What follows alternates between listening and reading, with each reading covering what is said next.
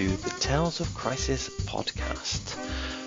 Tonight we'll be joined as usual with Chalmers and we're going to talk about some tournaments. But before we do that, Chalmers, how are you? I'm very well, thank you. It's all good. Now we should probably point out that tournaments, it's just one of us that went, and it's not me. So I think this episode will very much be the Martin show. So, Absolutely. But I am very well. I'm going to try and chip in where I can. But yeah, I'm good. And how about yourself? I'm very, very excited for Marvel Crisis Protocol. I've had an absolutely fantastic weekend, as I'll cover. Super excited for it all. And great to be out in the general, well, maybe not the general public, but at least the like-minded public. Like-minded public, the dice rolling public. No, it was great to see so many people out, so many people enjoying the game. The first real taste of that we've had, so absolutely fantastic. Since the last episode, there's been a whole raft of releases, as always, and they've been spoiled, and there's been blog articles all over the shop. There's been podcasts covering them, so we're not going to cover them in this. If you want to find out more, go to the Across the Bifrost Nexus, look at the articles on there from a variety of different content creators, listen to some of the other podcasts on there as well, and they'll cover them. But there is two that I just wanted to quickly cover without looking at the rules, the actual models themselves. Dormammu. Yeah. What were your thoughts on that big fella now that we've seen more of him? Stunning beast. No, he is nice. I was a little bit sceptical when I saw the price point for him, but when you see the actual model and the actual terrain you get with him as well, the portals, I think it's definitely worth its money, and the rules are pretty tasty as well. Big threat. I don't know how much you're going to see him in the game. I think you'll probably see him a little bit, but I mean, he's 8th threat by himself, so yeah, I don't think he can do everything. That I know with 8th threat you can do quite a bit with a lot of different characters, so yeah, we see 9th threat Thanos, so he's not unseen, and 9th threat Thanos is pretty good in the right setup. I think Dormammu I think initially at least you'll see a lot of him because of the way his affiliation works, and so he's easy just to chuck into.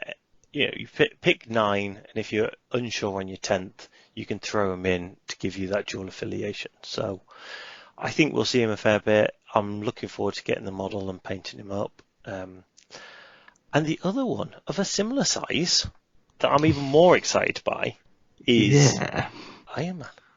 Mr. Tony Stark and the Hulkbuster armor. Yes. Same as you. Like, that model is amazing.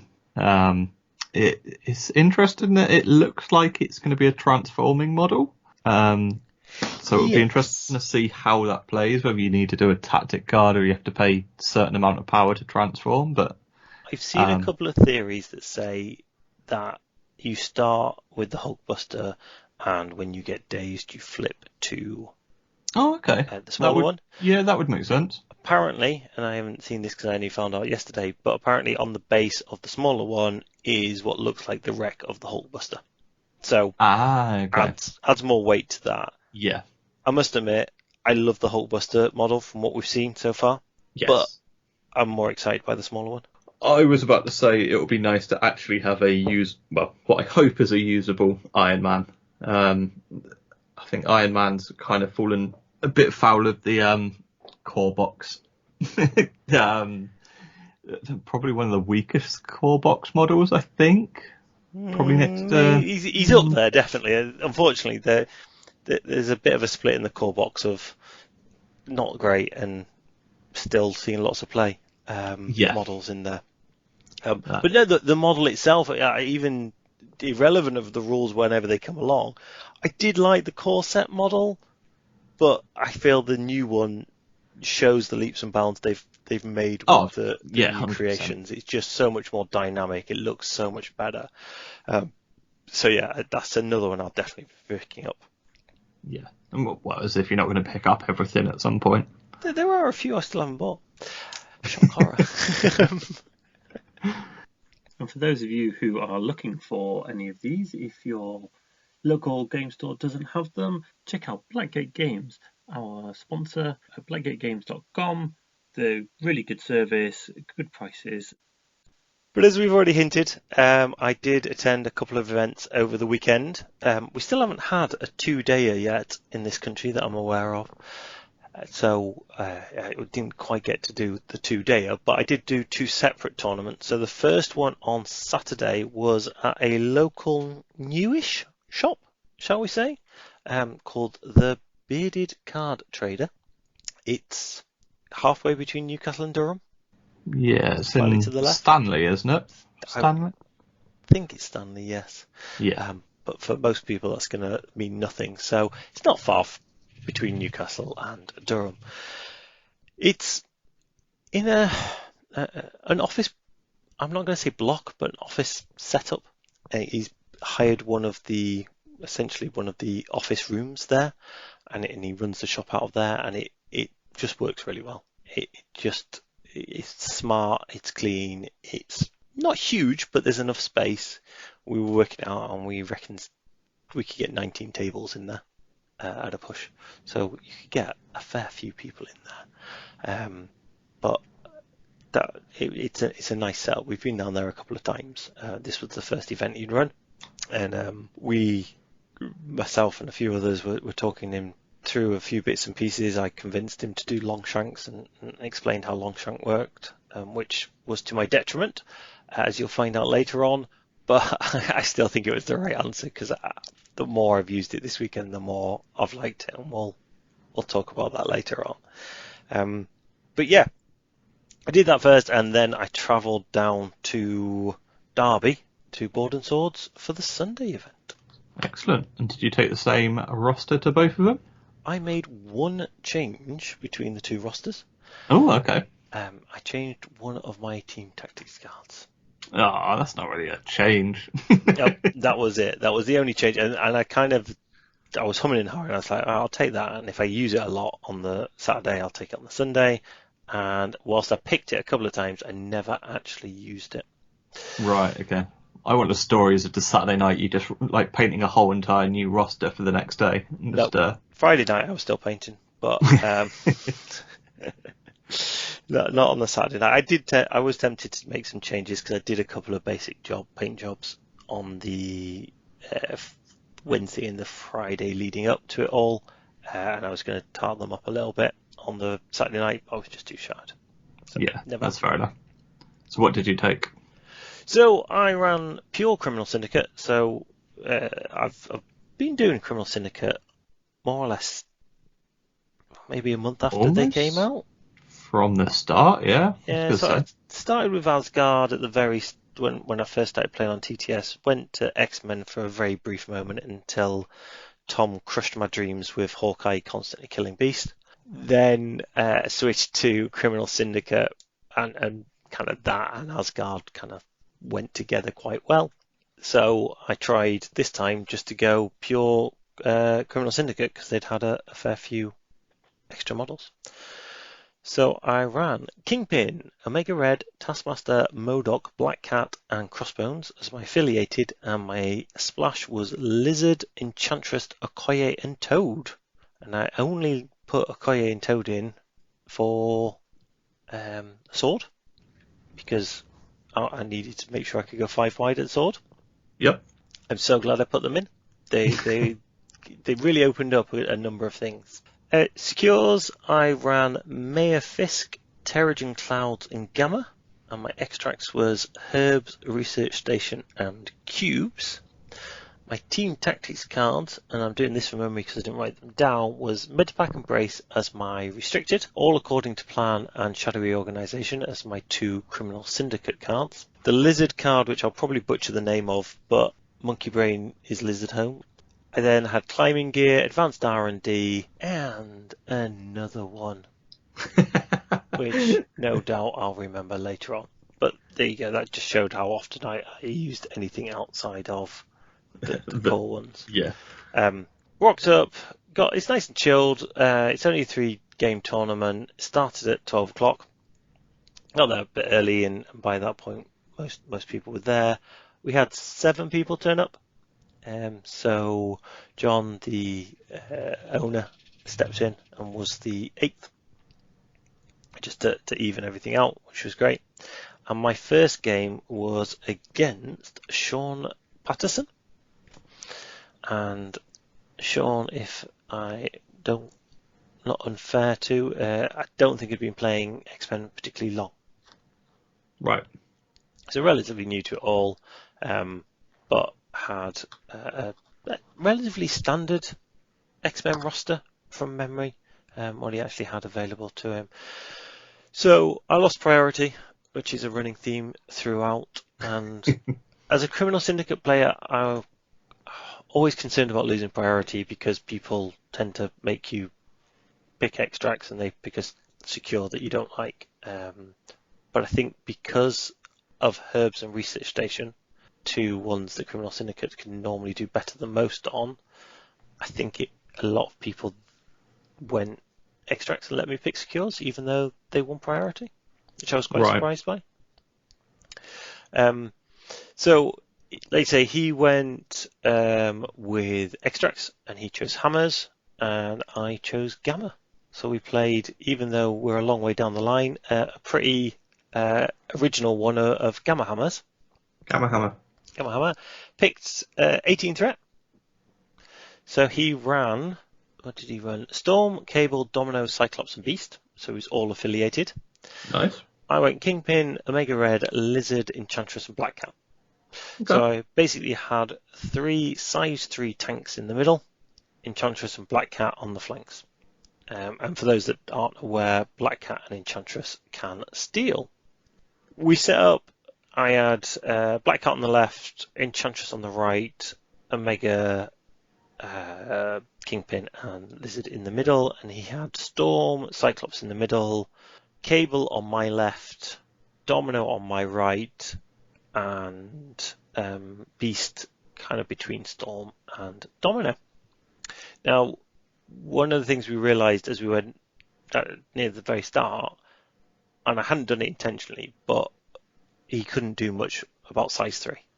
A lot of his pushes and throws were size 2 or less, and Kingpin, Omega and Lizard all size 3 in the middle. So that really did help me. On the left, Black Cat went up, grabbed the extract. I purposely put her against Cable because I knew he was range 5 and she's got stealth. So I thought, keep her safe. She hid behind some terrain, which kind of kept her safe for a little bit. Enchantress went up. I think Beast went and stole the one on the right. Enchantress kind of moved up to be around that area. Kingpin stayed at the back, Omega Red, and Lizard went up to the middle, Gamma. And I went 6-3 up. Then Cable did a body slide, came round, took a couple of shots at Black Cat, and then threw the size 3 terrain that she was hiding behind on top of her. So she quite easily dazed. Lizard went and stole his back objective. Enchantress went and did what Enchantress does. I think she stole a hammer and moved everybody around. And Omega Red just sat in the middle and poisoned everybody.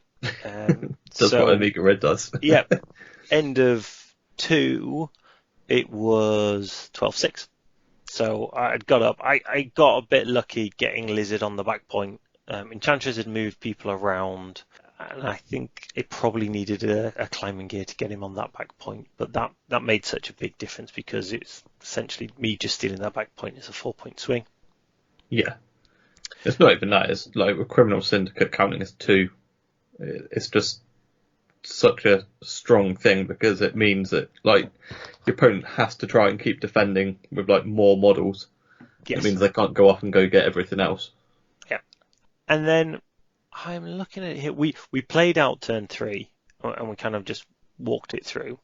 But I wouldn't say it was a recurring theme, but one of the things that happened was because we were quite relaxed, and actually, I do apologise, it wasn't Sean Patterson. I've just looked because I got that wrong last time. It was Stephen Davidson for the first game. Okay. Ended 15-11, he clawed it back near the end. But we ran out of time to get to the 16th threat. But it got to the point where it was inevitable, as he says. But yeah, it was quite a chilled game. I don't think either of us were really in the tournament mood of Bang Bang Bang, which was very different to the event yesterday, and I'll talk about that later. Right. And yeah, we were playing 90-minute rounds, and we got near the end and we ran out of a bit of time. But it was a good game. I did quite a bit of explaining of what was going on. I don't think he's played much against Criminal Syndicate. It was a good opponent. It was good fun and everything. So really pleased with how that went. And so on to round 2. And as always, I ended up playing a Newcastle Warlord. And there was only one Newcastle Warlord at the event, which was Lee Hamilton. Always the case. Go to an event, play someone that you could play any day. Absolutely. Now, Lee was running Web Warriors, and he had quite a solid Web Warrior roster. A lot of the standard people, but he also had Nebula, he had MODOK in there. There was a lot of MODOKs at this event. I think of the 8 people, there was at least 5 MODOKs. I think the original stance of him being, quotation marks, broken when he first launched, probably people are still stuck on that, where in reality, at a 5 threat now, there's probably some better 5 threats. I mean, he's still strong, but yeah, I think he's still super strong. But slight spoiler, I played 7 games all weekend and I never picked him once. Yeah. He can be countered very easily. So again, lost priority. And Lee, I was surprised because Lee's played me a number of times. He knows what Criminal Syndicate like, but he still chose extracts. I can kind of see his logic, but not sure I agreed. He chose Mutant Extremis, and I went with Terrigen Clouds. He chose 14 threat. I think that's why he went with Mutant Extremis, because that's why he went with extracts, because he was trying to force me to a lower threat value. Right. He ran Miles, Gwen, Black Cat, Nebula, and Valkyrie, whereas I went Kingpin, Omega Red, Lizard, and Black Cat. So he was wider than me. Which I was not massively concerned about, because Nebula can't score. But it's a very slow crisis combination. Yeah. Terrigen is scoring at max 4, probably 2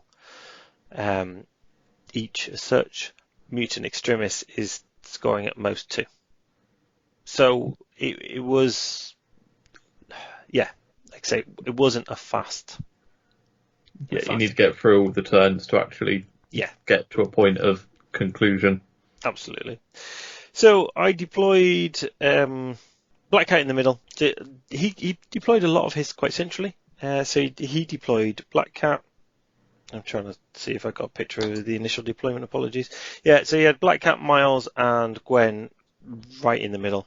He had Valkyrie and Nebula on my left.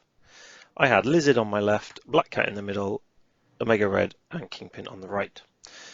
A lot of it came down to where is the Senator. As always, if you get the Senator with the right character in the first place, happy days. It was in the centre. Right. My Black Cat picked it up. So he activated first and he put Gwen. He didn't put Gwen forward. He put her in a position, and he put her in a position so that he could webline whoever picked it up to save them. Right. Okay. Yeah. But he hadn't necessarily taken into account that I could then find it. So my Black Cat goes up, finds the middle one. Fine. She then gets pulled in by, I think it was Miles. So she got moved in a little bit. It was a bit of a funny one because then his Black Cat stole it. I messed up because I think I did an advanced R&D and I think I did it onto Omega Red so that I could pull his Gwen in. Had I not done that, turn 2, my Black Cat would have had enough to steal his Black Cat's Senator and have enough to then hand it off to Kingpin or Omega Red. As it happened, I didn't have enough power to do it. So his black cat had come up and she attacked my black cat. Fine. The annoying thing was that she managed to do 3 damage. So a 5 dice builder against a 3 dice defense. She got the magic 3, which meant she could steal it, which I kind of knew was a possibility, but I wasn't expecting. But because she then advanced R&D'd her, so she could do a grappling hook, so move 2 away. So then she's kind of safe, and I couldn't quite get to her. I would have to move. When you've got the center, you're moving slow, so I'd have to move to her, spend 3 power, pick it up, which I had enough, but then I'd have 1.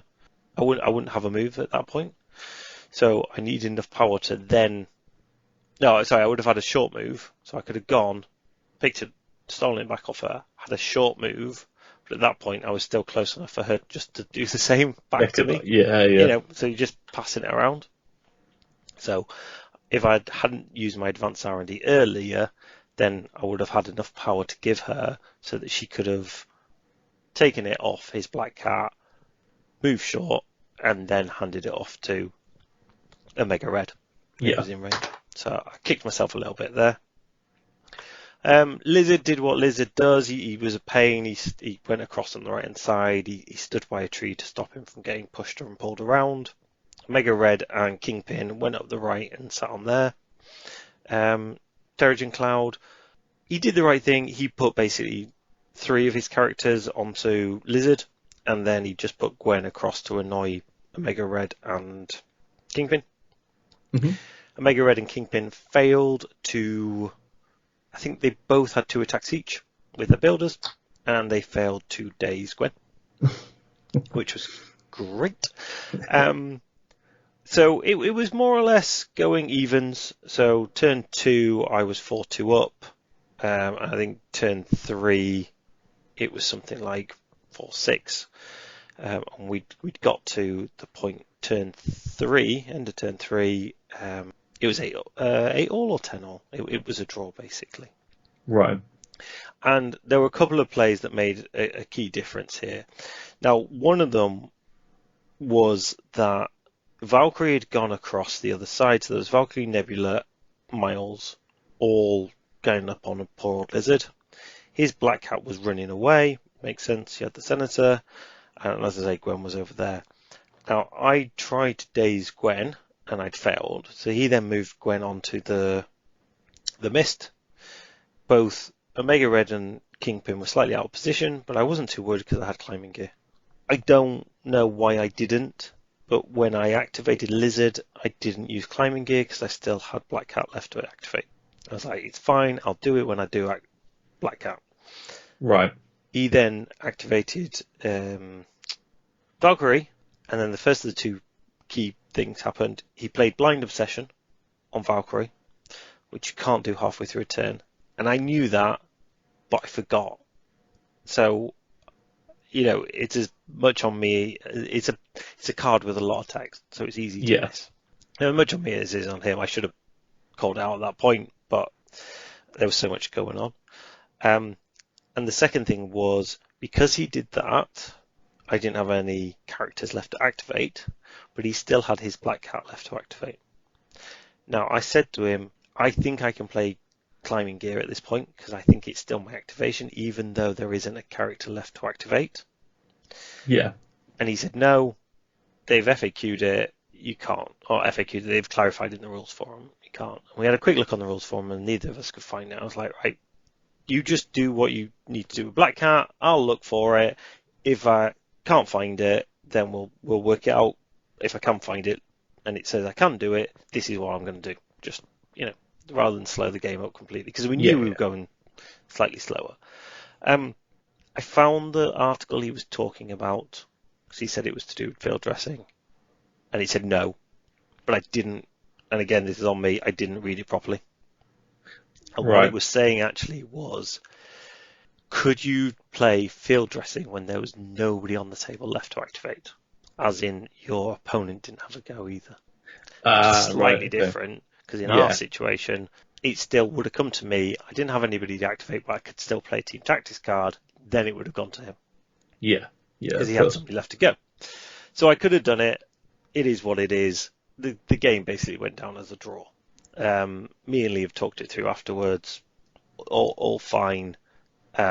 He said I've won, but it went on Longshanks as a draw. It affected everything, so it is what it is. So yeah, that was a bit annoying because what it meant was we had 8 people. The whole point was that with 8, you only need to do 3 rounds and you get a clear winner. Yeah, of course. Doesn't take into account draws, does it? So here we go. So the first thing we then noticed was, hang on, put a draw in Longshanks, and all of a sudden Longshanks doesn't recognise draws. Bit of history lesson. Longshanks is written for Guild Ball. You can't have draws in Guild Ball, so it never really had a concept. It's got the stuff to do it, but the code behind it doesn't capture it. Right. It was pointed out because the same thing had happened in NashCon, which was a big American con that was going on the same weekend. And in fairness to the people that do the code for it, they fixed it more or less straight away. Ah, fair enough. But that was when the NashCon people pointed it out, not when we pointed it out. Not now. So, so it looked a bit weird, and it was actually what it was doing was it wasn't just not recognising it, it was basically making a draw worse than a loss. Oh, okay. Yeah. So we went through and we did it anyway. I ended up playing on table 1, essentially, against Adam, who was the only person who was on 2-0. Right, okay. Everybody else was on 1-1, or me and Lee were on 1-1 draw, more or less. Yeah. So again, and he was running Criminal Syndicate with a Wakanda splash. Okay. Lost priority. He chose Extremis consoles, and I went with cubes. He chose 17 threat. He ran Black Panther, Okoye, MODOK, Okoye. No, that's wrong. He ran Black Panther, Okoye, MODOK, Shuri, and Taskmaster. You can't have 2 Okoyes in his list. There were 2 on the table. Double Okoye. Yeah. I ran, and I thought, you know what I need to do? I need to go wide here. I can do 2-2 threats, 3-3 threats, and a 4 at 17. I'm a genius. Nice.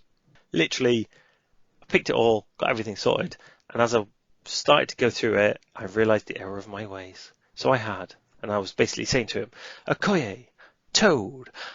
Oh, I'm not affiliated. Because I also then had Lizard as 3 unaffiliated. Yeah. And then just Crossbones, Taskmaster, Crossbones, Black Cat, and Kingpin. Now, in fairness to Adam, I said it, and he was like, oh, okay. And I was like, and I wanted to ask, can I swap it? But I didn't, and I didn't think it was right because he'd shown his first. Had he not shown his, then I probably would have said, look, I don't know what you're running. Do you mind if I swap it? There was only one swap I could do. It would have to have been Lizard for Taskmaster. Right, yeah. The only way I could do it to get it affiliated. But it is what it is. Serves me right for doing it. What it also meant, though, was one of my team tactics cards was pointless because it was the all according to plan.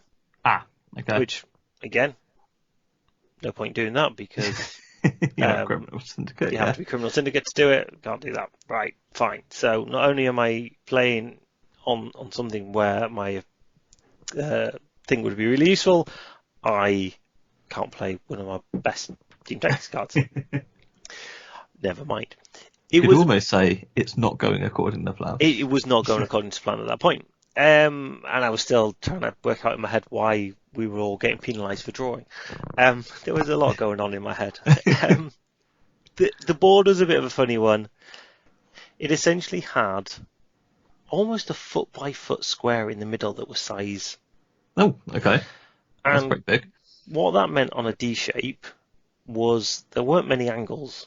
There was a lot of terrain on the board, a lot of high-sized terrain on the board. I was very shocked that Adam picked, and I said it to him afterwards, Shuri and MODOK, because a lot of their stuff and moving people around, needs line of sight. MODOK was never going to get from one side to the other. Yeah. Shuri needs line of sight, which she didn't really have very much. It was just a bit odd. It is what it is. Both playing on the same table, so we're both restricted by the same things. I think it favoured me in the end. So I had Toad and Crossbones more or less in the centre, Lizard and I think it was Black Cat on the right, and then Kingpin and Okoye on the left. And on my left, he put his Okoye and his Taskmaster, Shuri and MODOK on the back point, and Black Panther on the right-hand side. Now, he used his Black Panther to come and steal my cube on my right, which I didn't really mind because it meant Black Panther was nice and close. I sent Toad forward to get the cube in the centre, and I was able to get there and back because of Wall Crawler, and only needed to be within 2.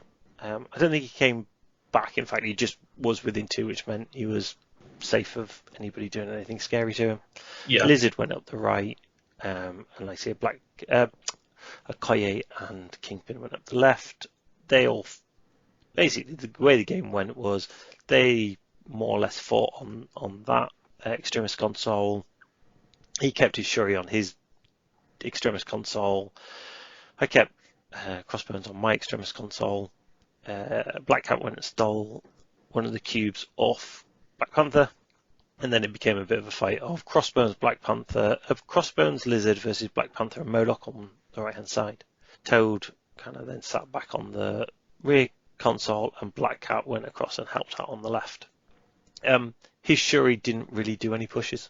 I think that's where I think further on he kind of said he had all the tools. He wasn't using his team tactics cards that much. I don't think he was that practiced with. He said he hadn't played for a while. I don't think he was that honed into Wakanda. So that one finished with a Criminal Syndicate victory. Nicely done. Says as he quickly tries to find out what the final score was. So it was 20 points to 12 in the end. So it was quite a comprehensive very nice victory in the end. Yeah. Which meant, lo and behold, I finished undefeated. When we first then looked at the entries, because of the way it all gone, I was down in 5th. Right, okay. Oh, because of the fraud counting as a worse loss. Yeah, I was down as 4th. Whereas Adam, John, the store owner, and Sean were all tied on 2 and 1, which was very odd.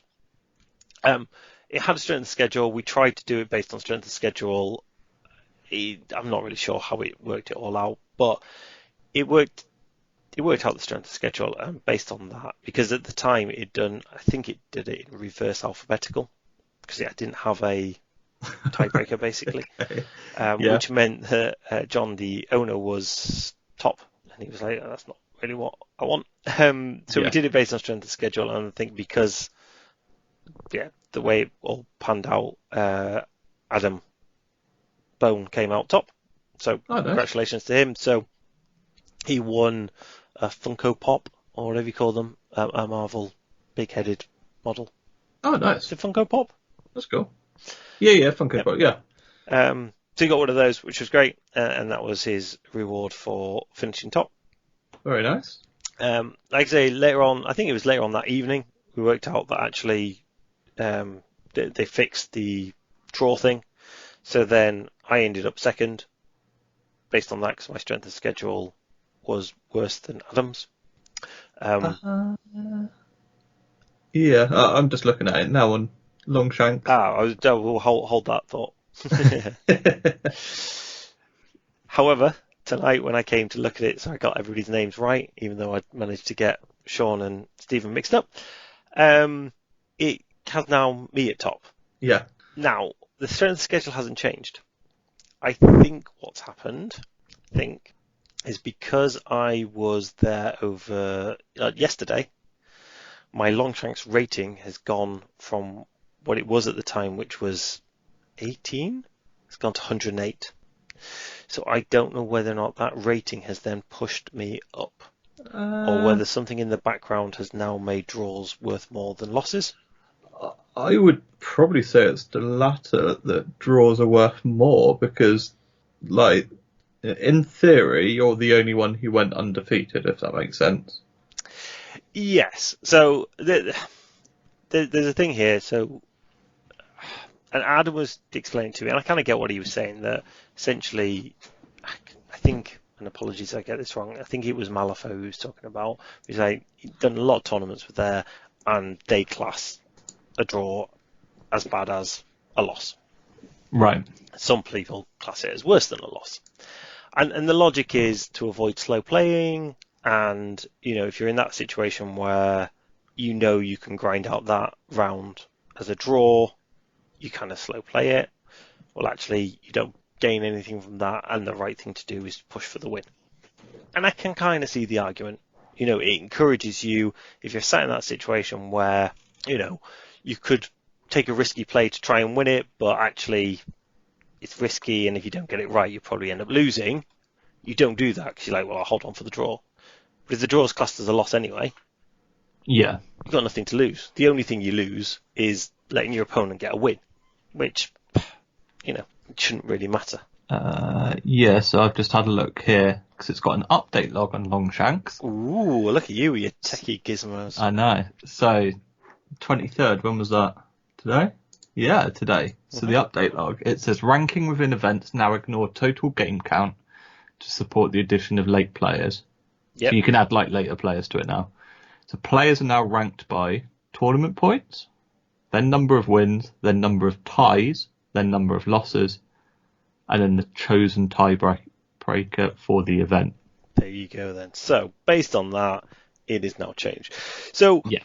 you know, as I said at the start, I got to do on Longshanks because I wanted to see how the software worked, etc. I'm still a fan of it. I like how quickly they've responded to a number of things. Yes. They have, you know, helped sort a number of bits and pieces out. It's clearly a living software. I know there's been a few events that have used it already.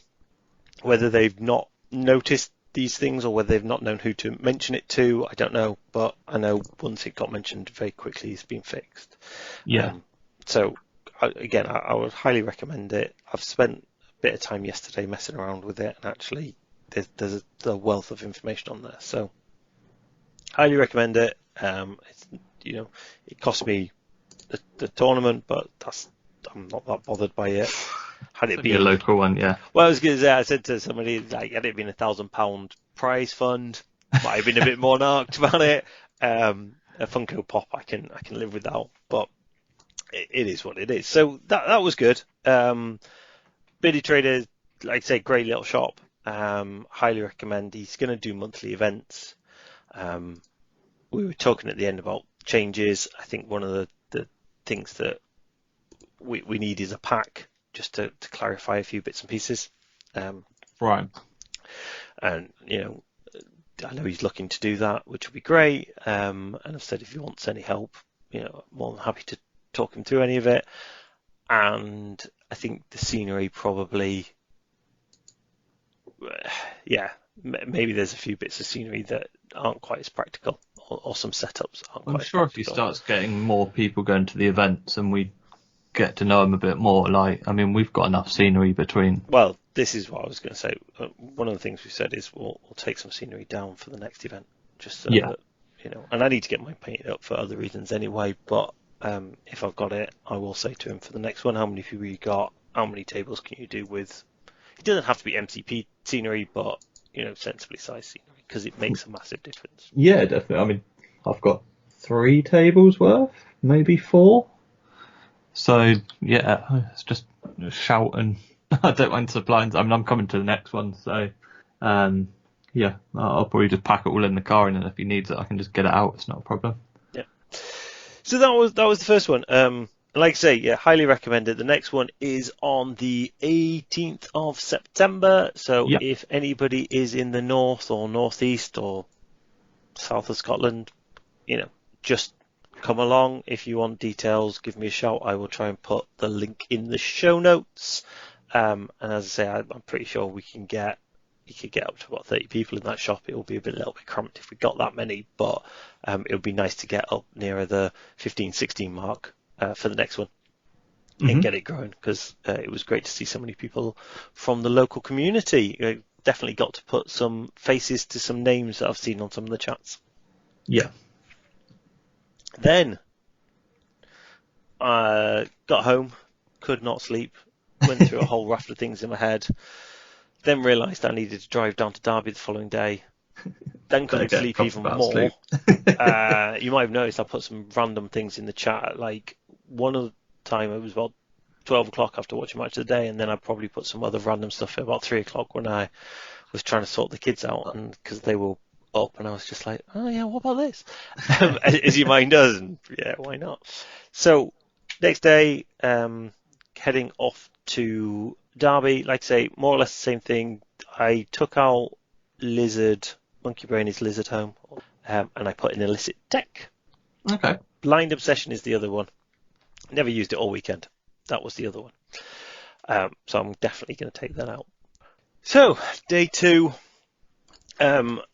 going down to Board and Swords. I've never been down before, but I was travelling with Anthony Poole, who used to live down in Derby. So I think that used to be his regular. I popped down, A19, picked him up. Bit chaotic because all the roads were shut, which seems to be the way things are happening at the moment. It's every single road is shut up Yep. north. It's great fun. Yeah, it's very odd at the moment.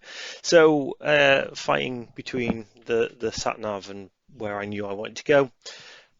Got down there. It was a relatively nice drive, to be fair. Got there nice and early, nice and chilled. It's a nice little venue. Not a particularly big shop again, but they've got like a mezzanine upstairs where I think we had 9 of the tables upstairs, and then however many needed downstairs to make it work. So then there would have been 5 downstairs, because I think there were 28 in the end. There were 32 tickets, 3 dropouts, and 1 person turned up feeling ill, so then went home. So Fair enough. 28 people, not bad. Still a decent set of people. Like I say, the one on the Saturday was quite relaxed, chilled. This one, I wouldn't say wasn't relaxed and chilled, but people were a bit more on it. So you got to the table straight away, sort of said hello, pleasantries, but as you were saying the pleasantries, you were getting everything out and you were getting everything ready, and it would just felt a bit more on it. The bloke organising it was constantly shouting how long left you had. It was, right, we're going to start at this point. Right, you've got, I think they were giving everybody about 10 minutes to set up, and they didn't start the clock until people were set up, Okay. which was good. Because I do find that a little bit in Marvel, that there's still quite a lot to do before you actually do anything. You've Yeah. got to set up your tokens, you've got to decide who's going to get priority and all of that good stuff. Agree what the seat size of scenery and everything was. So yeah, it was good. He kept everything ticking over, and like I say, it was a bit more on it as such, which is fine. Different events do it differently. I think one of the things, if the Bearded Trader one does get a little bit bigger, you probably need to get a bit more on it. Yeah. But Yeah, he yeah. was actually playing as well in the Bearded Trader one because we didn't have enough people, so it's a bit more difficult. So round 1 was against Dave Amos, and he was running Cabal, Red Skull Cabal. We ended up with the Crisis of Fair Grips World and Mayor Fisk, and we went with 16 Threat. The first thing, again, talking about scenery, it was a nice looking board, but on the left hand side of the board was this massive but raised motorway. And we said it was size 5, but there was gaps underneath it. Now, for a lot of skirmish games, that works brilliantly because you can be above and below. Something like Necromunda, I'm thinking it's great. You've got your multi-levels. MCP doesn't have any concept of that. So we kind of said it was a big block of size 5 and nobody could go underneath. Right. Yeah. Later on, I went back to this table, and clearly the people who thought about it a little bit more than us had broken it up, turned it upside down, and used it slightly differently, which is fine. Oh, I think it okay. made a lot Yep. more sense. But I think Dave was relatively new to the game as well. I was not used to playing in tournaments where you just change scenery. Yeah. So, yeah, we went with that. So I had Kingpin, a Mega Red, Crossbones, a Black Cat, and a Koye. And he had the Big Head Mr. Modoc, Zemo, Red Skull, and Enchantress. Nice. So he had Enchantress on his left, on the big motorway, facing off against my Crossbones and Omega Red for the one on that side. My Black Cat was in the middle, along with his Red Skull and MODOK. And then Zemo was on my right against Kingpin and Okoye. I was quite wary of Enchantress because I know she can do a lot of horrible stuff, but I was able to out-activate him, so I went last. Black Cat managed to pick up a hammer. I think Omega Red picked up a hammer. Kingpin and Okoye went across, and I think they managed to daze Zemo to pick up his hammer. He picked up his hammer and got that. It was relatively close. He did the right thing. He focused on one side. He tried to get as many hammers as possible. He then brought MODOK and Red Skull across to the other side where Enchantress was to kind of team up against Omega Red and Crossbones. I floated Black Cat that way, but then I realised actually there's no point. I then pulled back onto the other side. I had more hammers than he had, and I'd got up early, so there was enough. It was 4-2 after the first round, and then it went. I think I must have picked up all the hammers at that point, and it went 4-10 in the round 2, and it finished. Oh no, it went at 8-14 after that, and then it finished at that point. Again, I'd moved away from the left-hand side near the end. I just kept on top of the hammers. I managed to pick up a hammer off him. Just having Black Cat having Black Cat running around, and when I use Enchantress, sometimes this helps as well. But Black Cat just goes and steals things and just runs away. She's brilliant, and the fact you can then hand them off in Criminal Syndicate really helps. Yeah, long move is massive. Yeah, I think it's what Enchantress misses. Is that long move is huge for Black Cat. Absolutely, and being able to hand out stun as and when she needs to. I think I handed out stun once to MODOK on that one, or Red Skull. It was at that key point where you just like, right, not stun, sorry, stagger. Right, I'm gonna stagger you for 2. It's just brilliant. Yeah. Dave, good opponent, very on it, getting through it. Like I say, good tempo to the game. Finished it with quite a bit of time left, and it was a really good game. I really enjoyed it, and I was a bit apprehensive. Like bigger tournament, you never really know what it's going to be like. So that was really good. Game 2 was against, I think this was the one against Quinn. Yep. So this was against Quinn Duggan, who I have played once before on TTS a while ago, and he's in a couple of the chats, and I know he's been doing quite well in some of the leagues. He goes to the Friday night ones that Tony Moore runs at Element Games. He's part of that crew. So right. I knew he was a good player. I knew he knew what he was doing. So I was like, this is going to be a bit more of a test. He took priority and he went Demons and I went Research Station. Now, it was a funny one because one of his options was Sword, and in my hand I had Research Station and I had Cubes. And I thought, if he goes Sword, then Research Station's the right answer. And I think it was Demons and Gamma, and I knew he wouldn't go Gamma. I was like, if he goes Demons, then I want Cubes. So I had to make a gamble somewhere, and he was running Brotherhood. Apologies. So he was running Brotherhood. And I was like, which way do I go? Which way do I go? And unfortunately, I went Research Station, and he went Demons. Which meant we're all down the middle. And where you don't want to be against Magneto and Scarlet Witch is all down the middle. Especially for Demons, where not only is it slower scoring, but it's also incinerating you. Had it been Gamma, I would have fancied my chances. But because Demons, the most you score is 3, I wasn't able to get ahead. And that was basically the story of it.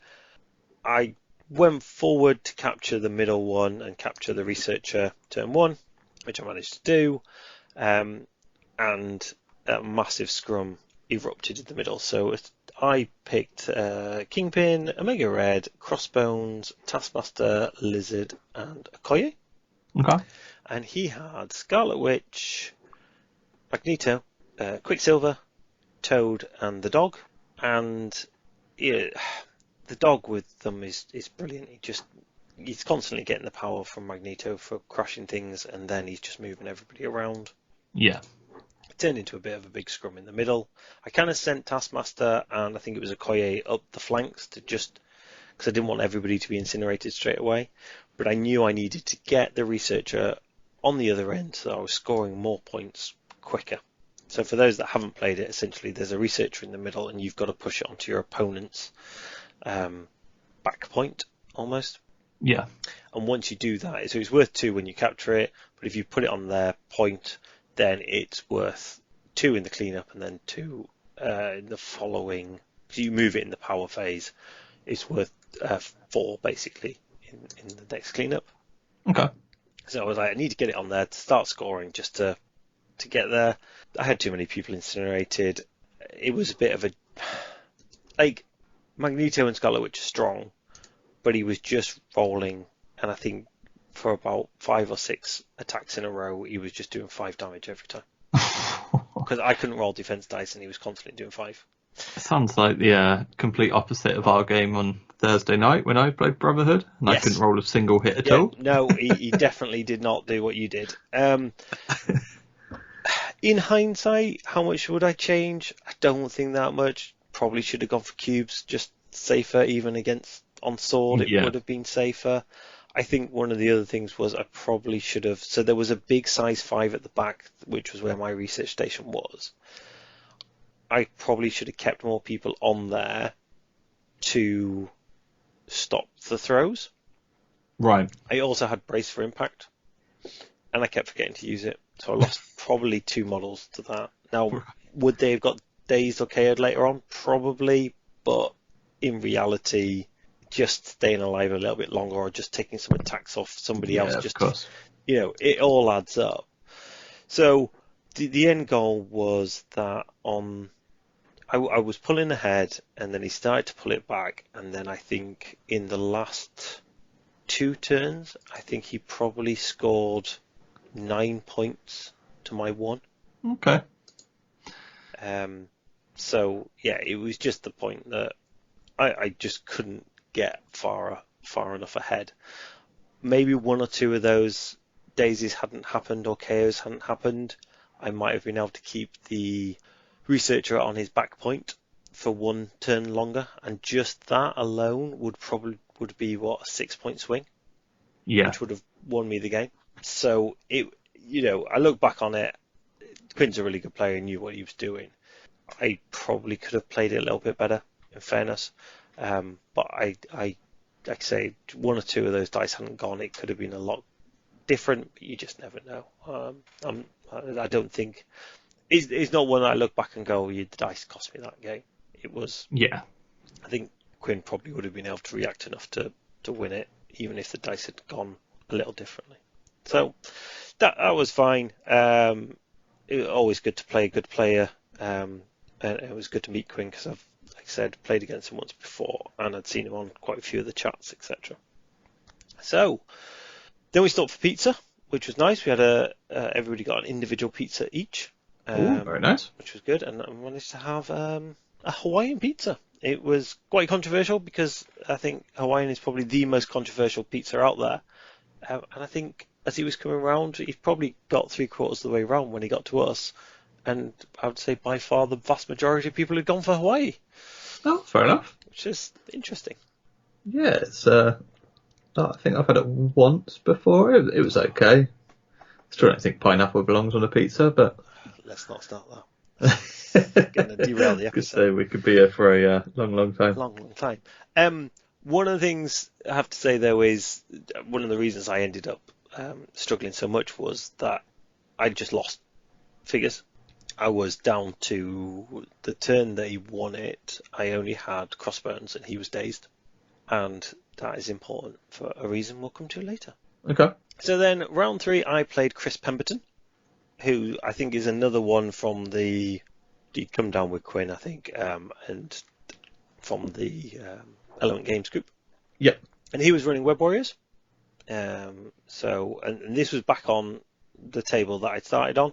At which point they changed it all, and it kind of much better set up by that point. So we kind of talked through it all, and it was quite good.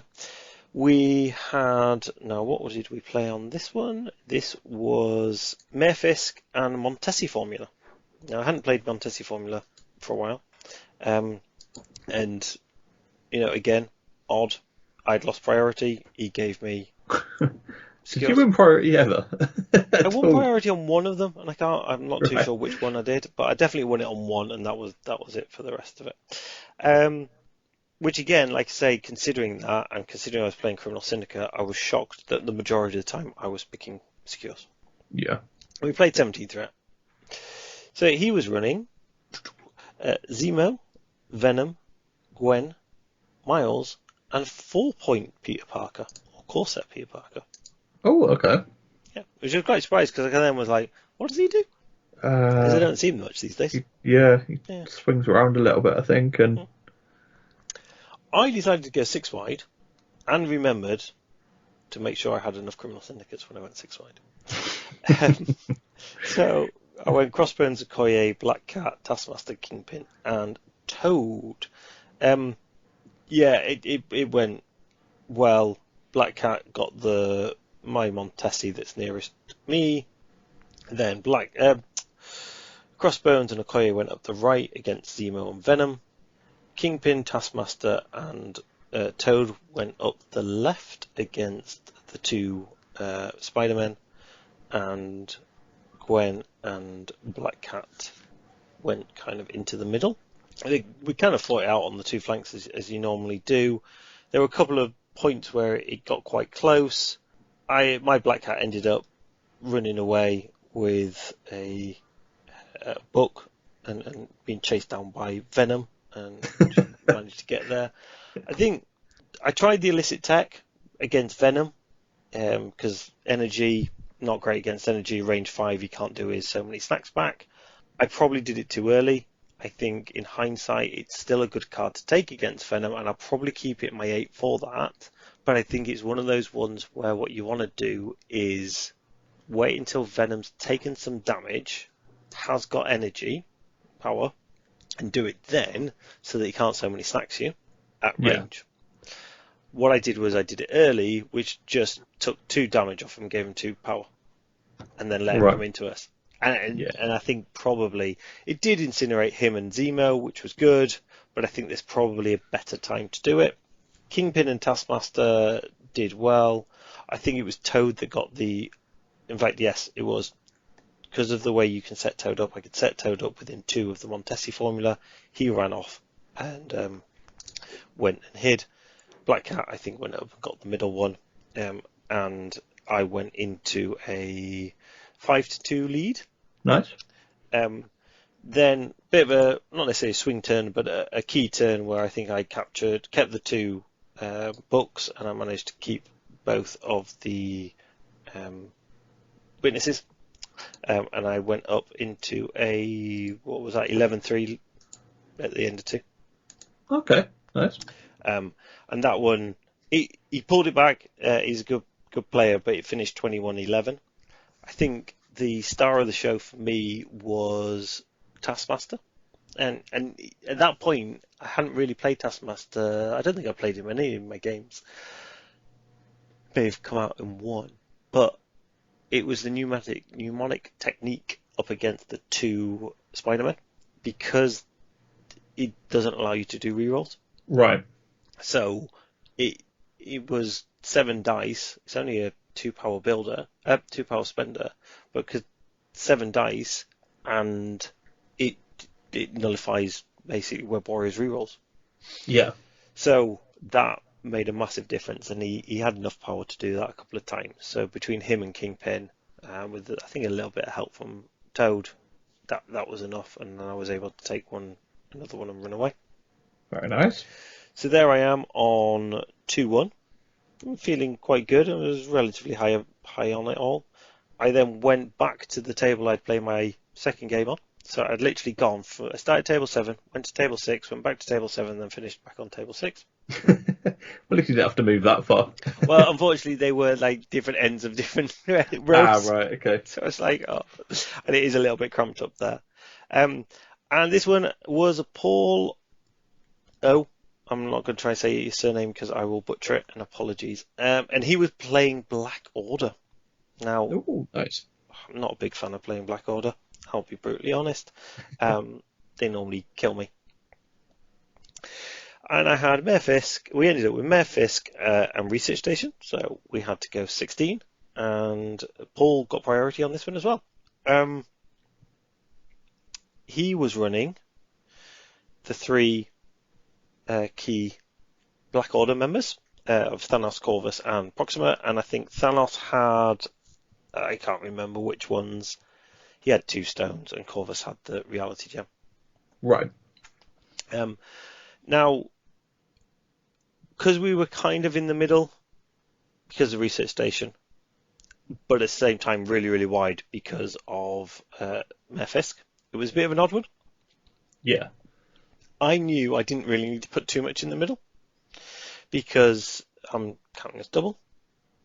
Whereas I thought he would probably abandon one flank and try and sort the other one out. And he deployed tentatively. What he actually did was really clever. He focused purely on the middle, and he had, I think, all 3 of them around the researcher. What that meant was because the person who doesn't hold the witnesses moves them, what he essentially did was he moved the 2, he let me take the 2 witnesses, and then he moved them within 2 into the middle. Yeah. And then he was going to let me have them again, and then move them again into the middle. So he was creating a massive scrum in the middle, which clearly benefited him. Yeah. Which I really didn't like. So I went 4-2 up. So he took the researcher, and I took the 2 witnesses.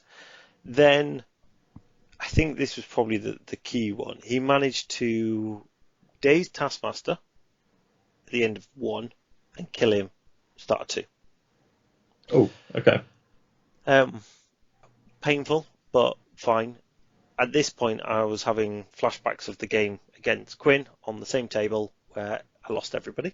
Yeah. And it was mild bit of panic. And I was like, oh, great, what do I do here?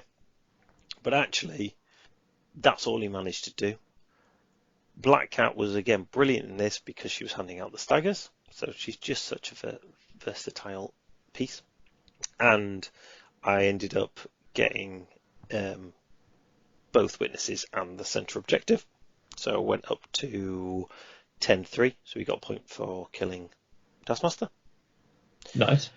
Then it was close. And the key thing here was he moved Kingpin to a point where he tried to throw him in. Well, he did throw him into a skip with Thanos.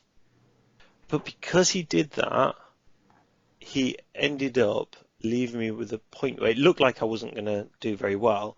I had crossbones left to activate, and I had climbing gear. So it looked like he was actually going to score 6. Crossbones went in, and because he'd moved the witnesses in, there was enough space for Crossbones to get in between the witness and the researcher. And that then, because he was counted as 2, meant that I got both of those. And because of where he'd thrown Kingpin, he could have or should have moved him away, but he moved him to a point where I could play climbing gear and get him back on to that point. Oh, nice. Yeah. So I then got the 6 I needed, because I was looking at it thinking, oh, right, I'm only going to get 4 here. I'm starting to take heavy losses because I've had a few more dazed. If I don't finish this quick, I'm going to be in trouble. But because of the way he'd put him, I was like, oh, actually, I can climbing gear him on. So that finished quite quickly. And it finished 16-3. I think that, and similar to the one before, the score didn't do them justice. That was quite close. And the one before, like I said, that finished 21-11, I think it was, that was a lot closer than the score looks like. And I find that a lot with this. I mean, the one against Quinn, it was close. I was up most of it, and then I'd taken too many losses and quickly exploded forward. Same on some of mine. Like, they're a lot closer, and then all of a sudden 1 or 2 things happen and you can just shoot up. Yeah, with the right secures and extracts, all it takes is like 1 or 2 turns, and suddenly you can just kind of run away with it almost. Absolutely. So then, because it finished early, we then had a I think probably about 40 minutes wait for the end.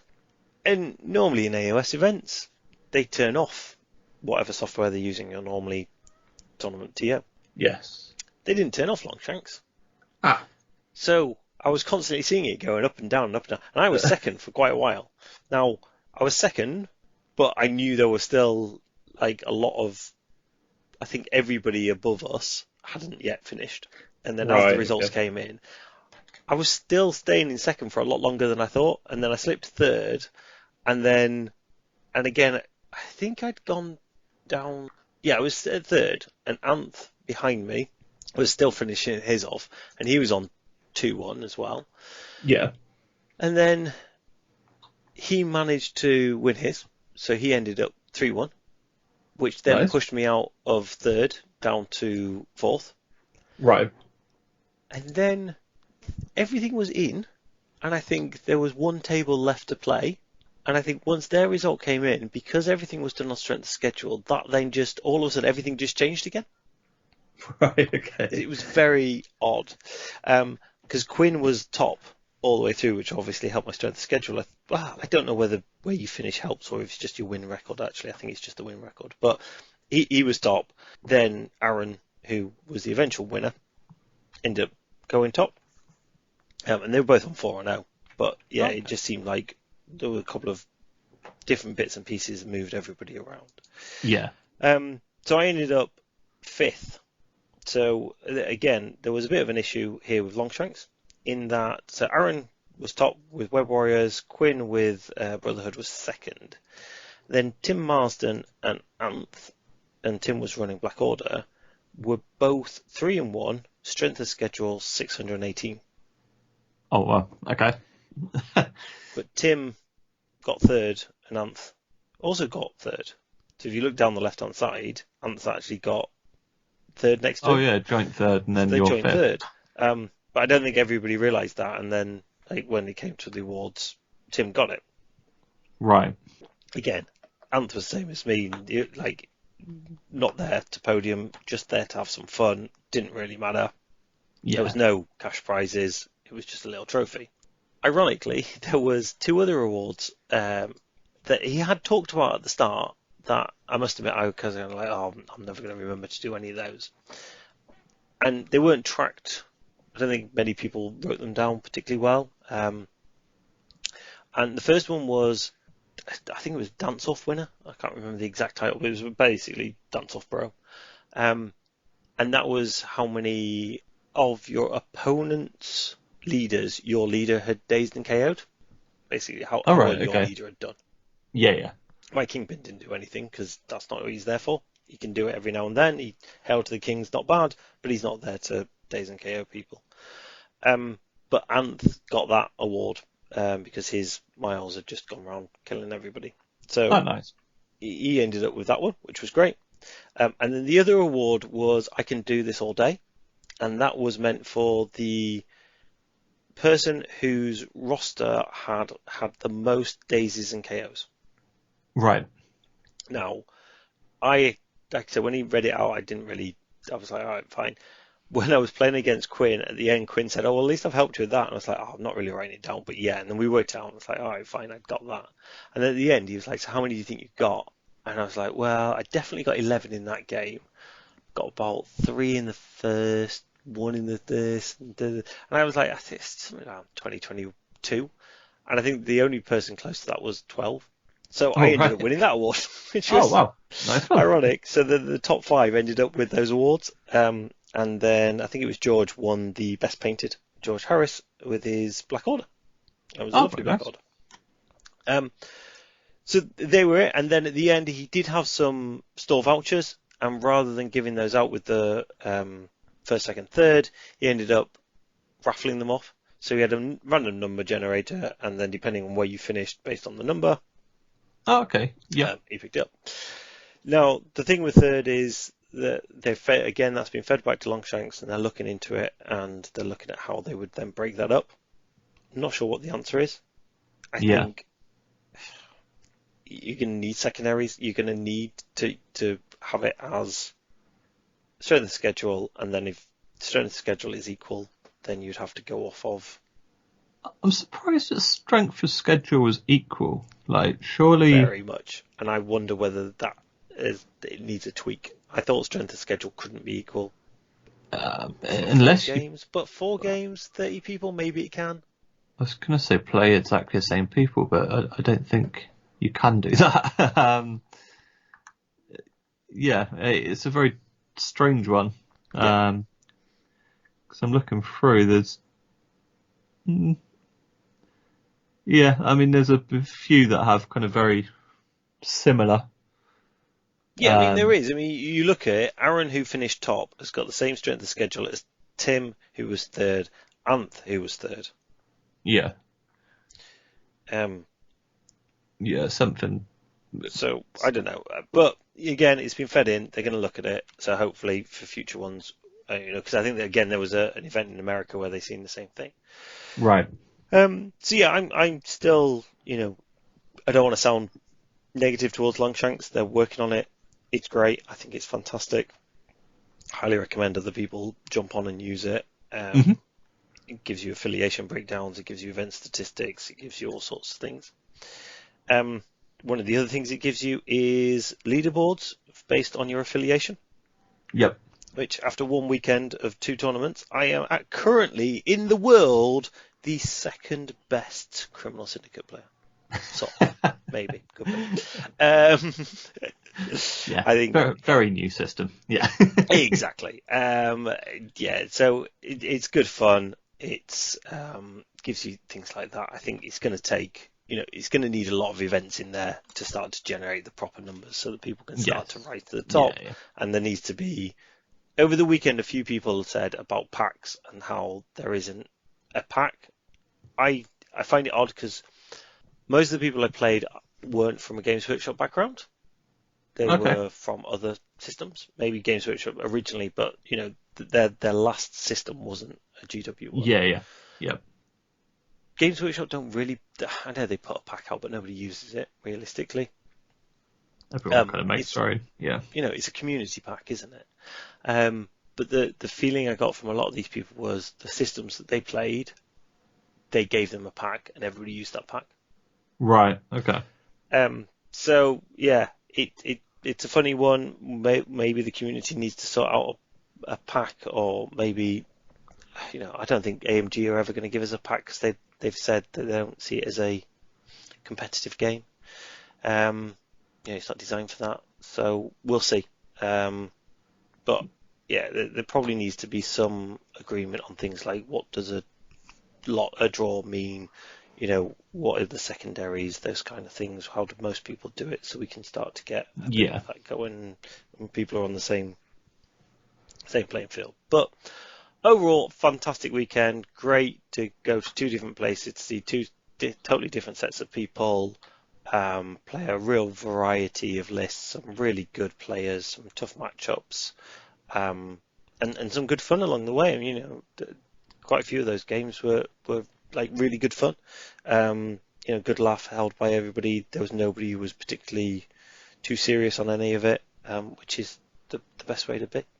Excellent. So, after 2 events, apart from Kingpin, because obviously you're running Criminal Syndicates, you've got to take him. Who was your kind of must-have person from your roster? I think Black Cat was probably the star of the show. Just the flexibility she gives you. She's a long mover, which Criminal Syndicate don't have access to other than her. She can steal extracts. Brilliant. She can grappling hooks are placed within 2. She can hand out stagger. She's got stealth. You can't modify dice against her. She's got a really good tool set. Where she struggles is power. She struggles to gain power, but in Criminal Syndicate, one of the things I found was I fell back into the problem that I have sometimes where I can't help myself but attacking. And actually, you don't want to attack when you're Criminal Syndicate. You just want to displace. You want to move people out of the way. You want to get onto objectives. You want to hand out conditions. you don't really want to attack people, because all you're doing is giving them power to do attacks to you, which dazes you, and as soon as you become dazed, you lose a lot of your benefits. Yeah. So, yeah, and I kind of got back into that. Like I say, MODOK didn't make it. Enchantress played a couple of times, but not a lot. I think she stays. MODOK, I don't know. I don't know whether MODOK stays. I think one of the biggest changes that I found over the weekend was I was running a lot wider than I ever have done Criminal Syndicate, because you've got more threes, which opens up the opportunity to run it wider. Like I say, you can go 6 wide at 17, which you couldn't do before, not affiliated. Mm-hmm. So yeah, absolutely. I think that's the key for me, is just going wider, and then you've just got more bodies. Being able to pick Mists and Mayor Fisk means you've only got 2 points to fight on. You've got 3 bodies on each point. Fine, you can maybe lose 1 or 2 of those to go steal some extracts. I think it's turning into a really powerful affiliation. I do want to try. There are a few more. I need to tweak my team tactics cards, and there are a few others that I want to try. So on my list, in no particular order, is Mysterio. He's amazing, and Lifu always uses him against me, and he does amazing things. He's such a pain. And so is Mysterio, but I know. and then I want to try the dog. I want to try, because just for moving people back onto objectives, he activates last and he puts your Criminal Syndicate people back onto the objectives, and that's massive. Deadpool, just because he's always classed as healthy, so he's always classed as 2, and he's got 2 Chungas to give to whoever he wants. Yep. I want to try Killmonger, because I think one of the things that I identified previously was you need to be able to switch it up. When you start getting dazed, you need to then be able to switch up from saying, right, I'm not going to sit on secures and not attack you, I'm going to have to. And I think the game against Quinn was a perfect example. Craven's another one I want to try for similar reasons. I think if I had gone into the game against Quinn knowing he's playing that, knowing we're down the middle, probably would have put Killmonger in to allow me then to, when I needed to, go and try and daze somebody, start to take them out. So there's that element. Just gives you that extra option. I think with the extracts that you can now pick for them with herbs and resuscitation. I quite like cubes as well. I don't feel so bad about if I lose priority and they make me pick extracts and they pick pay to flip. I didn't get a pay to flip all weekend. 7 games again, where I was losing priority the majority of the time. Nobody made me go pay to flip, which I found really odd. Yeah. So maybe that inflated the score. Part of me would have liked to have played a few more into pay to flip to see how the roster worked. And I think that's what I'm going to work on for the next month between now and the next Bearded Trader one, is probably playing some games where I put paid flips into my roster. Okay, yeah. Just to see how I go, where you don't get that. I think the problem is, maybe it's I just say to my opponent, look, we'll roll for priority as normal.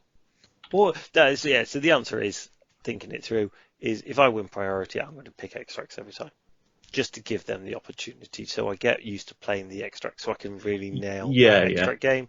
If they then don't give me paid flips when they pick their secures, there's not a lot I can do about that. Maybe talk to them in advance and say, this is what I want to try test. Yeah. But I think that's the next bit. Is I was really happy with how the roster went. Like I say, probably MODOK goes, probably keep running wide. But again, MODOK's one of those ones where you look at it and go, if there is a pay to flip, if I do need to get a bit more aggro, MODOK can do that. He can control it. He can hand out quite a bit of damage. Mm-hmm. maybe he's the answer. Maybe I'd go to Scarlet Witch or somebody like that.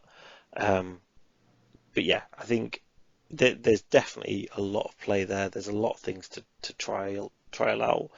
I can't see Asgard getting in anytime soon. No? Makes me sad. Love Asgard, but definitely a lot more to try in the Criminal Syndicate world. Excellent. Crime pays. Yeah, crime pays. Unless you get a draw. Absolutely. Yeah, like I said, Longshanks, really good. Highly Excellent. recommend it. Has obviously some issues, but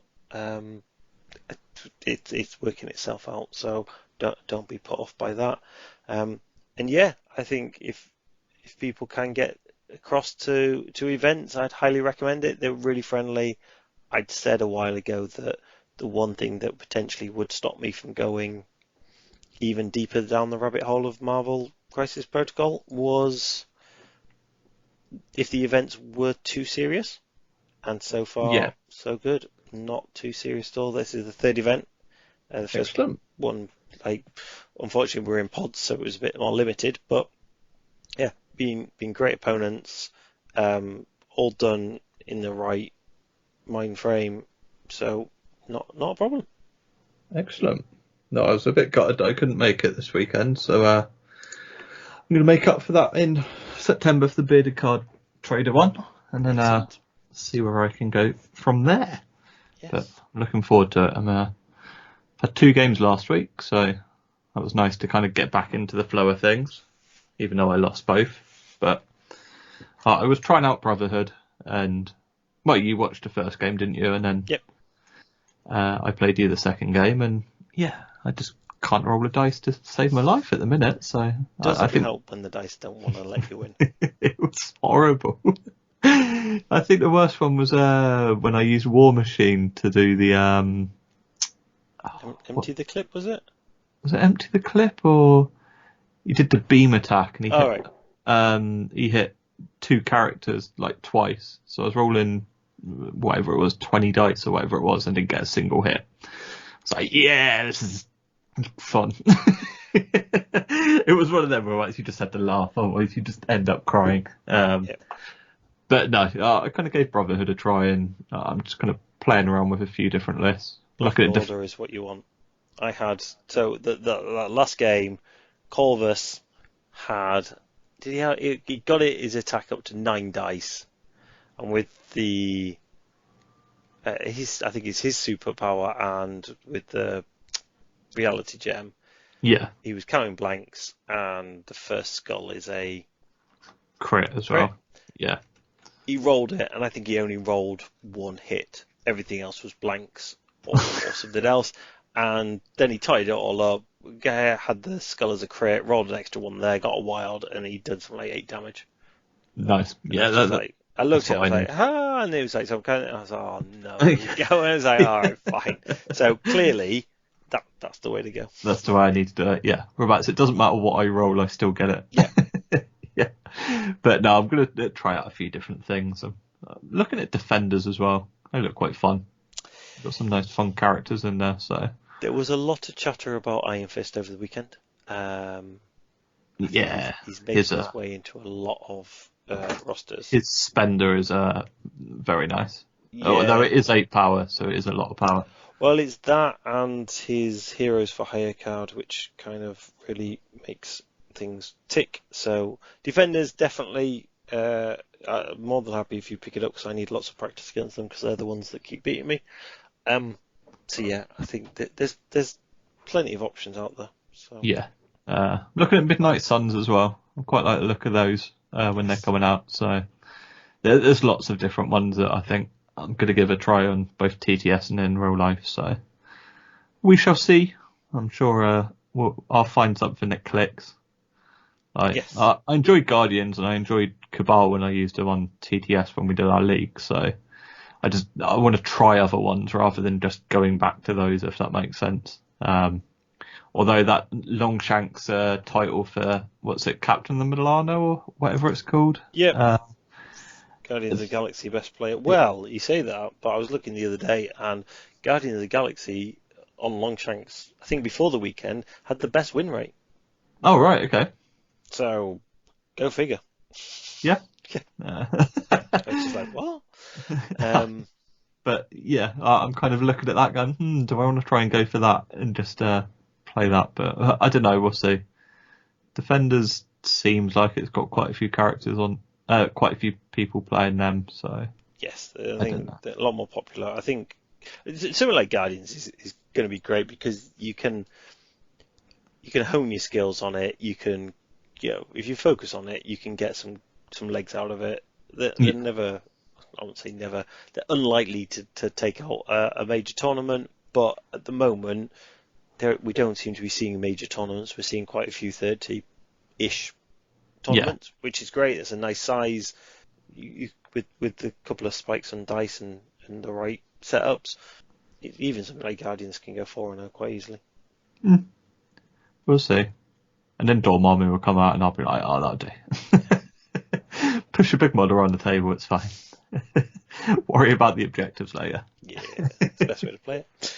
Absolutely. But yeah, it's a really fun game. I'm thoroughly enjoying it. I'm hook, line, and sinker into it now. Got a couple of other things planned around it. We're going to try and do Separation Anxiety, one of the OP kits. Yes, the Carnage one. That'll be fun. Looks really good. I want to try that. I want to try some of the things like that where it's not just competitive play. Yes. I don't think we've got a big enough pool of people at the moment in the Northeast just to be hammering away at just competitive all the time. And it does get, I wouldn't say boring, but it can get a bit draining after a while if you're constantly doing it. So yeah, you want to play some fun games as well, rather than just non-stop of like, right, I'm going to do this and do that and do this. Okay, I've won. Cheers. Because you could switch quite a few people off like that. So doing the OP kits could be quite fun. Yep, absolutely. Right, I think we'll head off. This is probably the longest episode we've done so far. But as I say, great weekend. Thoroughly enjoyed it. If you're tentative of getting into MCP, do it. If you're tentative about going to events, do it. Everybody's really friendly. It's nice to be out in the wilds again. And until next time. Oh, if people want to catch you, where can they find you, Chalmers? I'm at Tales of War Games on Twitter and Instagram. I am at Martin Swaffield on Twitter and Instagram, and I've just changed to Tales of Crisis, no spaces, on Discord. I'm on quite a few of the Discord channels now, which is, feel free to hit me up on those. Perfect. Excellent, and thank you, and good night. See you later.